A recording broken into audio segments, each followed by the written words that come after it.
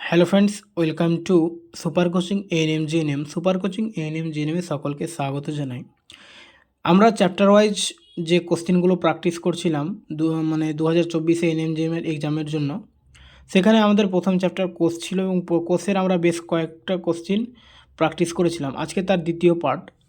তো এখানে দেখো কোশ্চেন রয়েছে, ড্যাশ শুধুমাত্র উদ্ভিদ কোষে উপস্থিত থাকে।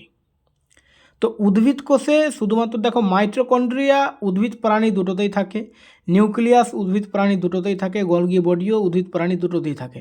শুধুমাত্র উদ্ভিদ কোষে থাকে, সেটা হচ্ছে প্লাস্টিড। এই প্লাস্টিডের কাজ কি? প্লাস্টিড কি করে যে বিভিন্ন ধরনের রং প্রদান করে উদ্ভিদের পাতা, ফুল ইত্যাদিকে, ঠিক আছে। যেমন ক্লোরোপ্লাস্টিডের ভাগের মধ্যে একটা হচ্ছে ক্লোরোপ্লাস্ট। ক্লোরোপ্লাস্টটা কী করে? সবুজ রং প্রদান করে। ওকে। আর মাইটোকন্ড্রিয়া তোমরা জানো, এটা হচ্ছে কোষের শক্তিঘর। নিউক্লিয়াস হচ্ছে কোষের মস্তিষ্ক। আর গোলগি বডি থেকে বিভিন্ন ক্ষরণ পদার্থ, ঠিক আছে, বিভিন্ন উৎসেচক নিঃসৃত হয় বা খরিত হয়। একে খরিত পদার্থের ভাণ্ডার বলা হয় গোলগি বডিকে। তারপরে দেখো নিউক্লিয়াস একটি নিউক্লিয় পর্দা দ্বারা ড্যাশ থেকে পৃথক হয়। ভ্যাকুয়াল, জিন, সাইটোপ্লাজম, কোষ। তো তোমরা কোষের আকৃতিটা অবশ্যই দেখেছো, যারা এর আগে ক্লাসগুলো করেছো। এরকম কোষ আছে, তাই তো। আর ভিতরে এখানে নিউক্লিয়াস রয়েছে। তো এখানে নিউক্লিয়াসের একটা পর্দা রয়েছে, তাই তো। এই নিউক্লিয়াসের একটা পর্দা রয়েছে। তো আর এই যে অংশটা, সাদা অংশটা দেখতে পাচ্ছি, এটা হচ্ছে সাইটোপ্লাজম। তো এই নিউক্লিয়াস সাইটোপ্লাজম থেকে, নিউক্লিয়াসকে, নিউক্লিয় পর্দাটা সাইটোপ্লাজম থেকে ওকে বিচ্ছিন্ন করেছে, ঠিক আছে। তারপরে দেখো, ব্যাকটেরিয়ার কোষ প্রাচীর প্রধানত কী উপাদান দ্বারা গঠিত?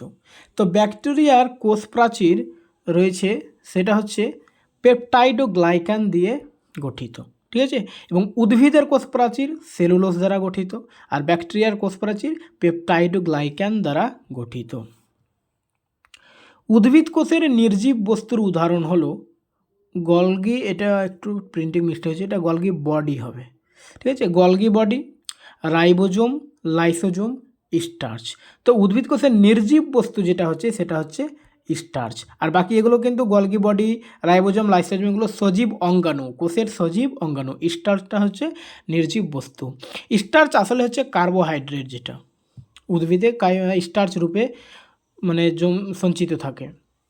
রাইবোজোমের নামকরণ করেন বেন্ডা, পালাডে, ডি ডুন্ডে, পর্টার ও ক্লড। তো রাইবোজোমের নামকরণ করেন পালাডে। তারপরে দেখো, সেল থিওরি কোথায় প্রযোজ্য নয়? ভাইরাস, ব্যাকটেরিয়া, প্রোটোজোয়া, কোনোটি নয়।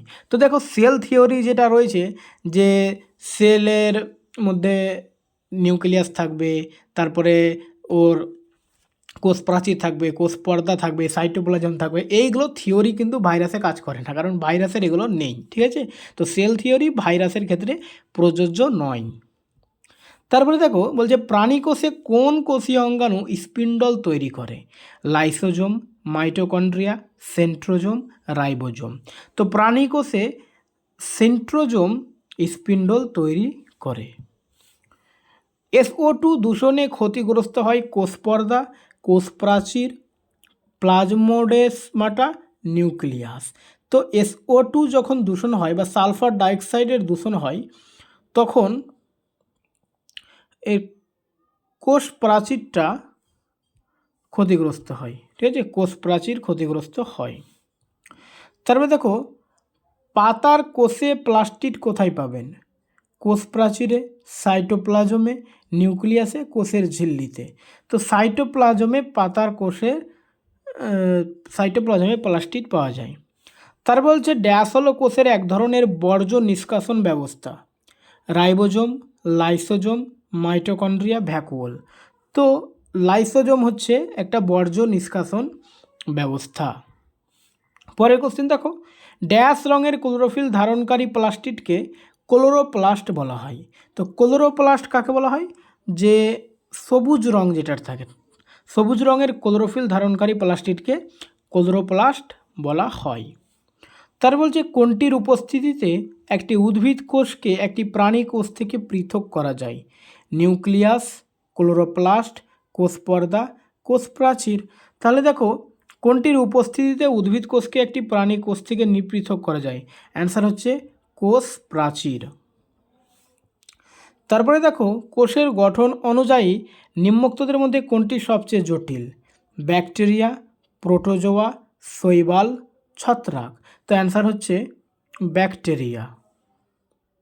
অ্যান্সার হচ্ছে ব্যাকটেরিয়া। তারপরে দেখো, একাধিক কোষ দিয়ে গঠিত জীবকে কি বলা হয়? একাধিক কোষ দিয়ে গঠিত জীবকে বলা হয় বহুকোষী। তারপরে কোশ্চেন হচ্ছে, একটি পর্দাবিহীন কোষীয় অঙ্গাণু। একটি পর্দাবিহীন কোষীয় অঙ্গাণু হচ্ছে রাইবোজোম। পরের কোশ্চেন, কোষীয় আবরণীর তরল মোজাইক নকশা প্রদান করেন কে? তো কোষীয় আবরণীর তরল মোজাইক নকশা প্রদান করেন সিঙ্গার ও নিকলসন। প্রাণী কোষে কোন কোষ অঙ্গাণু স্পিন্ডল তৈরি করে? এই কোশ্চেনটা আমাদের আরেকবার হলো। তো অ্যান্সার হচ্ছে কি সেন্ট্রোজোম। থাইলাকয়েড উপস্থিত গোলগি বস্তুতে, মাইটোকন্ড্রিয়ায়, ক্লোরোপ্লাস্টে, সেন্ট্রোজোমে। তো থাইলাকয়েড উপস্থিত ক্লোরোপ্লাস্টে। কোয়ান্টোজোম অবস্থান করে ওই থাইলাকয়েডে, ঠিক আছে, ক্লোরোপ্লাস্টের থাইলাকয়েডে কোয়ান্টোজোম অবস্থান করে। কোন কোষ অঙ্গাণু খরিত পদার্থের ভাণ্ডার বলা হয়? তো কোন কোষ অঙ্গাণুকে খরিত পদার্থের ভাণ্ডার বলা হয়? অ্যান্সার হচ্ছে গলগি বডিকে খরিত পদার্থের ভাণ্ডার বলা হয়। তো আজকের কোশ্চেন এই পর্যন্তই। এর পরের ভিডিওতে আমরা ক্রোমোজোমটা প্র্যাকটিস করব। ওকে।